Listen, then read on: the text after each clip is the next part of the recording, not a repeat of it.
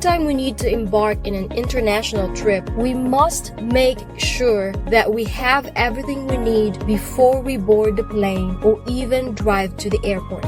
Before we move to the first step of our learning journey, let us go through this quick review on what we know about literary elements, kinds, and genres. We take the main literature genres first to narrow down the vast literature we have these days. As we go through each genre, we also review familiar types and its literary elements. The 5 main genres all of us should be familiar with are poetry, drama, fiction, non-fiction, and media. Poetry is considered as the oldest. Texts in this genre are written in lines and stanzas. Language used in poetry is mainly figurative. Are you familiar with these 6 notable types? How do we call the Japanese poem that runs in 3 lines following a 5-7-5 syllable count?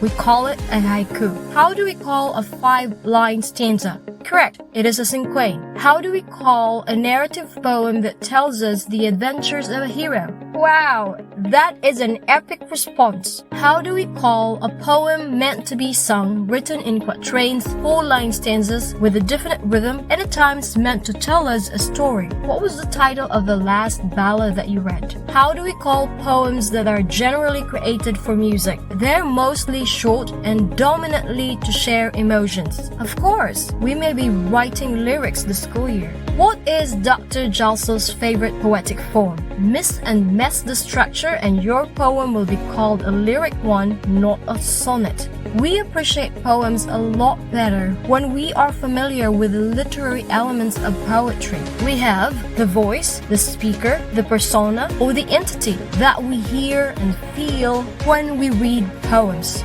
Diction, which capitalizes on the choice of words and a strong defining element to establish authorship and style. Tone, which refers to the attitude of the voice toward his, her, or its message that most teachers call as the theme. Imagery are the pictures that lines and stanzas in the poem create in every reader's mind. Figurative language is more on connotative meanings of words, phrases, figures of speech, and idioms. Sound refers to the rhythmic pattern lines create. Counting of syllables and meters called prosody, and the rhyme scheme, perfect, slant, masculine, feminine, and structure, which looks into syntax and how the poem follows the form or type where it belongs. Drama is the name of the literary genre of literary text meant to be played on stage. The script is called a play. The writer of a play is called a playwright. There are 3 main types, like how the plays written by the world's most famous playwright are organized. Comedy, not because they are funny, but because they end in a light-hearted tone, at times happy, at times satirical. Tragedy, not because they are simply sad, but because they end in a dark and heavy tone, at times with death, at times with failure. History plays, not because they stick to historical facts, simply because these plays have historical figures or tap on historical events, never as reliable chronicles. What are the literary elements of drama? Let us stick with the 6 basic Aristotelian drama elements. The plot is simply the sequence of events from Act 1, Scene 1 to the last scene when all the characters appear. The characters are the people or entities on stage. The thought is a general psychology unifying the characters' actions, decisions, and lines.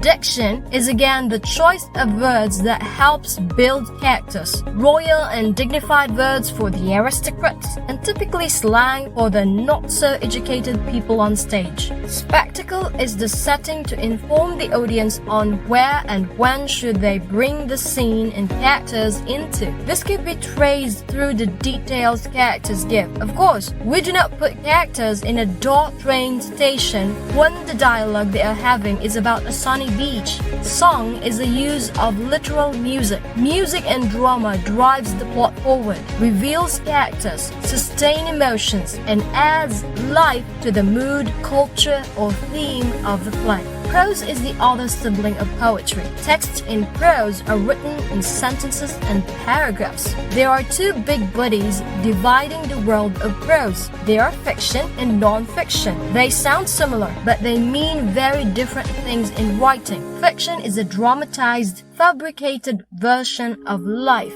Non-fiction stick with facts and true events. Creative fiction is another story for another video lesson. Fiction and non-fiction can contain characters, settings, and plots. Both can contain elements of truth or real details. The number of facts in non-fiction impacts its credibility.